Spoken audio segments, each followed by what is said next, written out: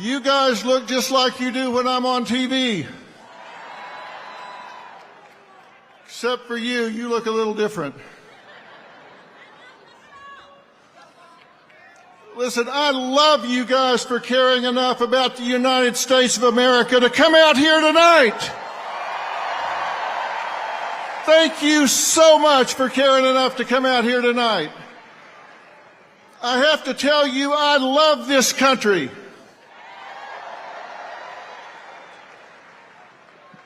I do. I love this country. I stand up when our flag goes by.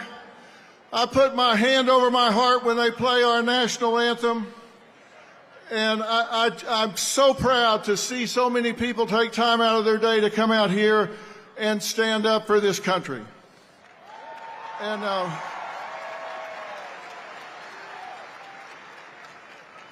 And strangely enough, I'm not here just to stand up for Donald J. Trump. Lord knows he doesn't need me to stand up for him. He's tough as an old army boot.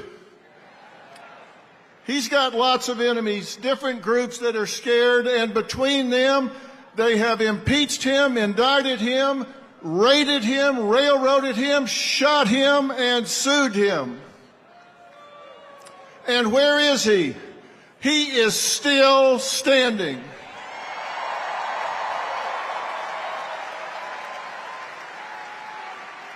He just keeps on coming because he loves this country too. I can be honest and say, I can be honest because we have free speech in America. I can be honest and say I don't like or agree everything that Donald J. Trump does or says. I mean, come on. Nobody agrees with everything or likes everything somebody else says or does, right? No human is perfect. We don't strive for perfection, we strive for excellence. But you don't have to love everything about someone in order to love them. And the last thing he needs is some celebrity endorsement. What the hell do I know? I know I'm no celebrity to begin with. And celebrities don't know anything about policies or politics. So,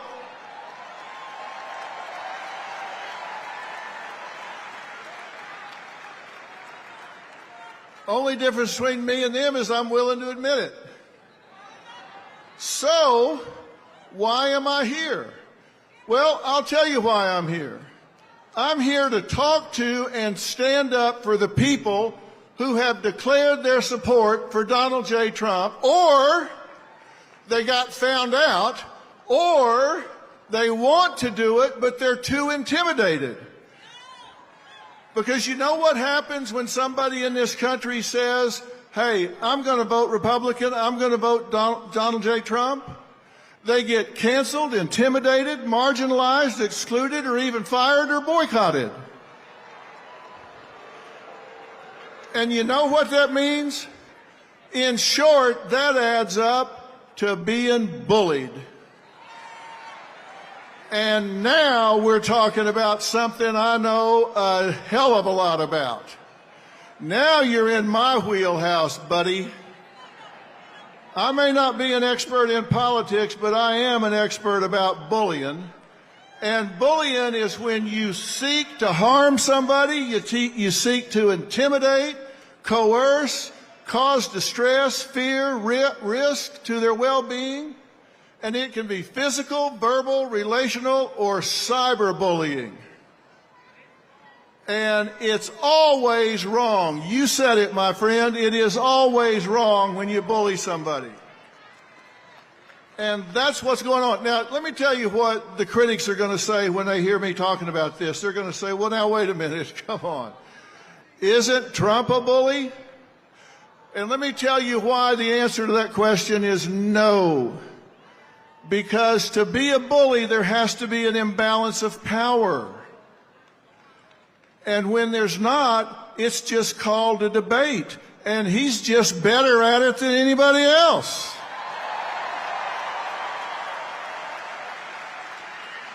It's called debating. It's called arguing. It's just, it may even name calling, but it's not bullying unless there's an imbalance of power. And whoever he talks to, they've got a microphone, they got on their big boy pants, they got a stage, they got everything else. He's just better at it. And the same thing is true. When the Democrats or Harris call him fascist, Hitler, racist, misogynist, or a crook, is that bullying? Well, not really. It's ugly.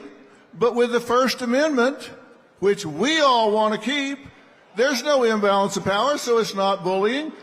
It's just like what he does. It may not be the best use of energy, but when you attack civilians, when you attack a citizen, and you use the power of the internet, you use mob mentality, you incite people to gang up and cause boycotts, then it's beyond ugly.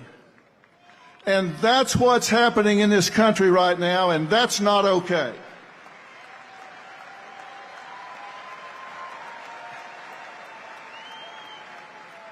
There is an imbalance of power there, and it's time that every one of us close ranks. We have to stop this now. It's time that we push back against cancel culture. It's time that we push back against intimidation tactics. And that is exactly the reason that I launched Merit Street Media, which, by the way, we didn't choose the name for that by random. Merit Street Media. This country was built on hard work, added value, and talent, not on equal outcome, not on DEI. This country was built on hard work, and it needs to continue to be built on hard work. And the legacy media has sold out. The legacy media has sold out. And I'll tell you, one night I was sitting at dinner with my wife, Robin, and I was complaining as we were flipping around and listening to the spin on what's supposedly news. And I said, damn, I'm tired of listening to all this media spin and everything. And without even looking up, she said, well, you are the media. Why don't you do something about it? She said, you got bigger ratings than the four of them combined. Why don't you do something about it? Well, as usual, she was right. And that's why I launched the new network, because we want people to think for themselves. You guys aren't dumb. You don't need to be told what to think. You just need the facts. And you're here because you have the facts, right? You're here because you recognize when legacy media edits answers and gives you what they want you to hear instead of the truth. And when they start editing their candidates' answers, they've lost their moral compass. They've lost their way. And I would love to say it's equal on both sides, but I'll guarantee you, when Beyonce, George Clooney, De Niro, and Lizzo come out and say they're for Kamala Harris, when they all come out and say they're for Kamala Harris, did you read anything or hear anything in the media criticizing it? No. But you watch what happens tomorrow morning when people find out I came here to talk to you.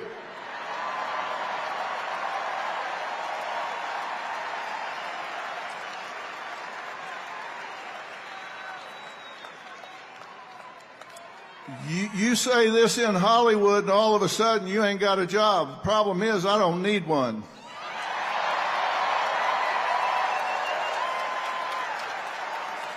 I don't need a job because I got you.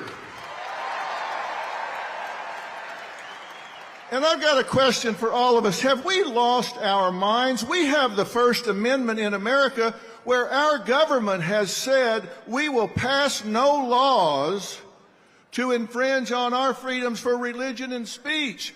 So that's the law, but we're muzzling each other. What is going on? We have a law that protects free speech, so we start taking it away from each other? Are you kidding me? We can't allow that to happen. We cannot encourage it. And let me tell you something about bullying. Bullies are bad, right? Let me tell you what else is bad. Bystanders. If you are a bystander, if you are watching somebody get picked on, if you're watching somebody get bullied, and you don't do anything about it, you're just as guilty as the bully that's doing the bullying. Am I right?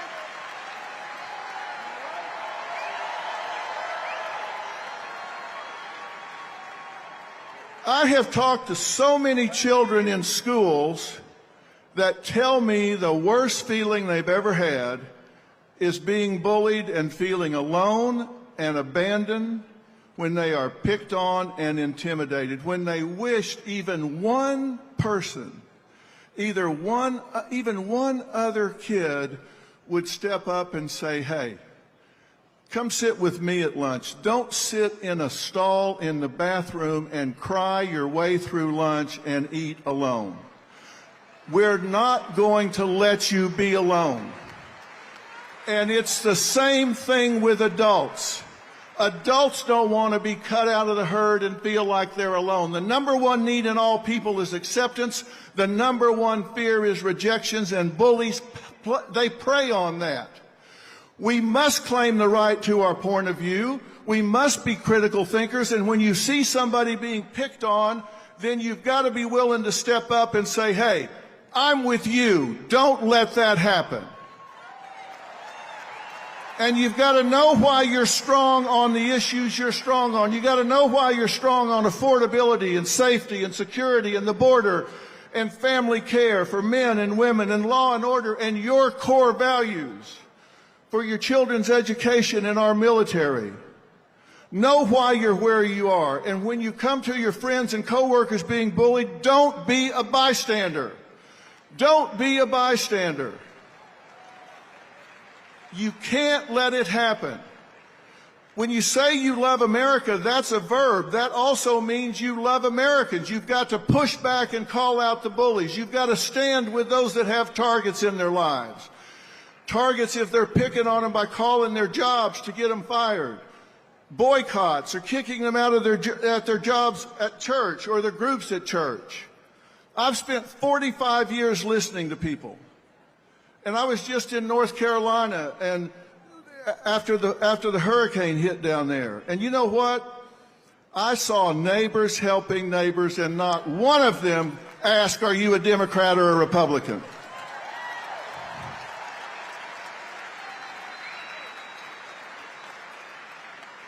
I saw neighbors helping neighbors, and we need to unify this country. You have the right to vote for who you want to vote for president, and we need to step up and claim it, and we need to stand with each other. There are so many who want to, but they're bullied, so they're afraid to. And let me tell you something. One of the most important days in American history was 9/12/2001. Not 9/11. We all know what happened on 9/11. One of the most important days was 9/12, because on 9/12, we all woke up and we were all Americans on 9/12. If you were an American on 9/12, stand up right now. If you were an American on 9/12, stand up right now. That's who we were. That's who we are. And the difference between winners and losers is winners do things losers don't want to do. And we have to stand proud to help our neighbors who want to vote their conscience and not be afraid. No one should be alone. No one should feel abandoned. No one should have their business boycotted. If you hear somebody's getting their business boycotted, you should get your friends and make sure their business gets doubled. If somebody pulls their advertising from your friend's business, you should let those advertisers know you're going to spend the rest of your life making sure that advertiser is boycotted until they do the right thing. You need to let people know this is over in America. We're going to unify this country. We're going to listen and not be intimidated. We're going to go out and lead by example. Let's quit complaining about what is and start doing something about it. If your neighbor wants to vote the other way, say fine, go vote the other way. I'll love you anyway. Let's lead by example. If they want to do it, let them do it. Love them anyway. But as for you, the collective you, I don't want you to just listen and say, nice talk, Dr. Phil.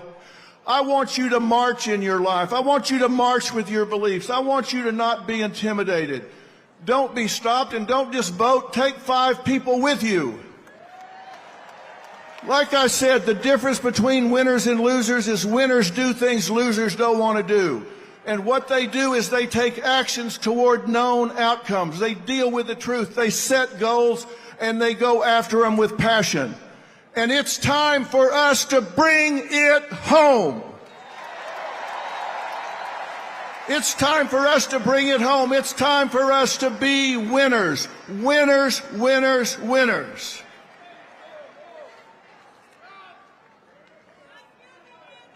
I started by telling you I love this country. I'll finish by telling you I love this country, and I love you for loving this country. God bless you, and God bless the United States of America.